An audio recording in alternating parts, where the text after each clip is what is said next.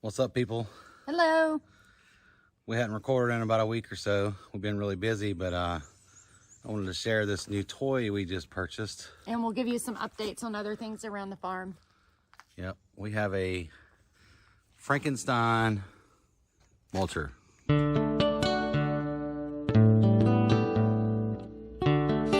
We just picked this thing up last night. It looks like a somebody's converted a Vermeer 620 chipper into a ditch witch hybrid, whatever you want to call it. But saw it on Marketplace and we got it fairly cheap, so we couldn't resist it. It does need an engine, but everything else seems to be operational on it. It's all hydraulic drive other than the chipper itself. But we got a new toy here. We're gonna make this thing run. Here's this thing we picked up. We got the engine off.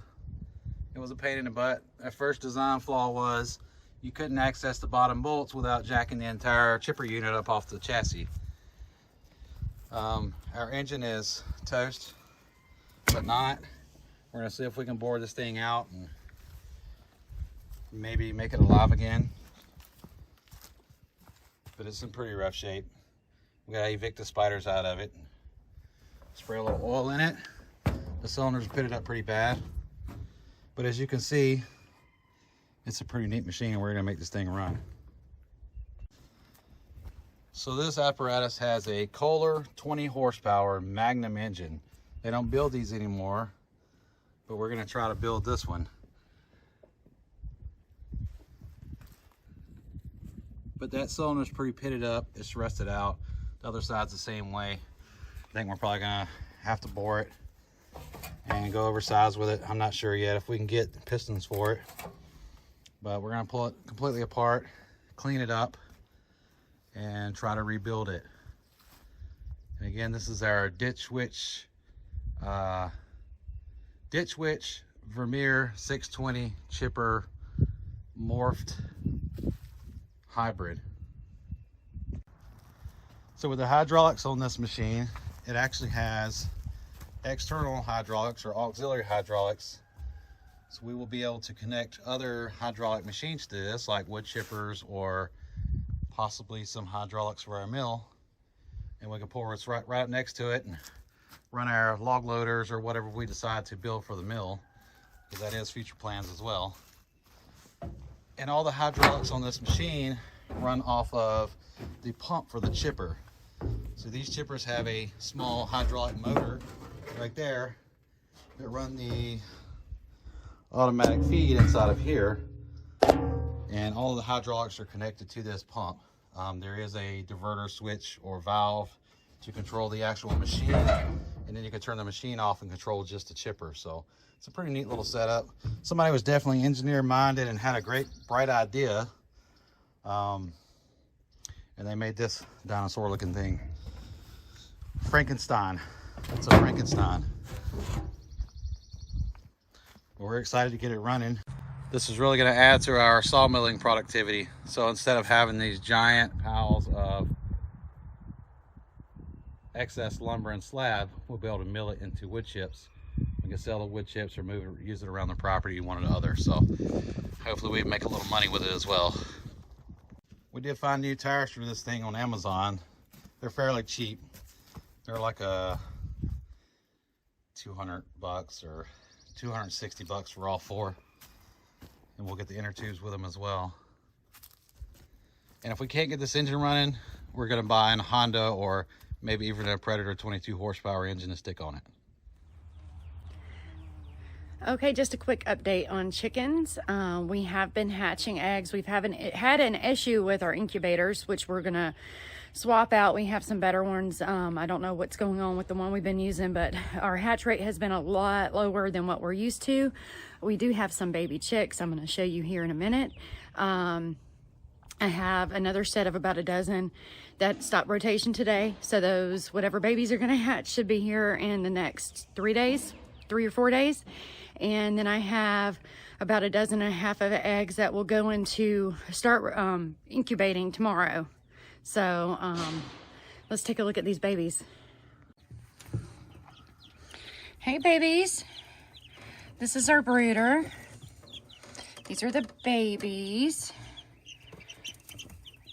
These are all going to be part of the mixed flock. There are some buff Orpingtons, barred rock, and then black sex link. And then these two are just mixed. There's a couple small babies that are just a mixed breed of whatever, you know, those two, especially the one looks like a Easter egger. These two guys right here are the oldest two. They came from the first set that we hatched. So they're going to be moving out of this brooder tomorrow and start transitioning so they can go in the big boy chicken house and big girl chicken house. So that's what we have so far. You guys gonna come out and say hi? They're hiding under the heater. See if I can get them. Hey babies. So that's our babies right now.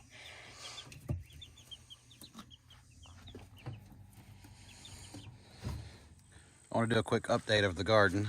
We've been plowing and pruning our grapes, but this is what we got on our garden so far. It's looking pretty good.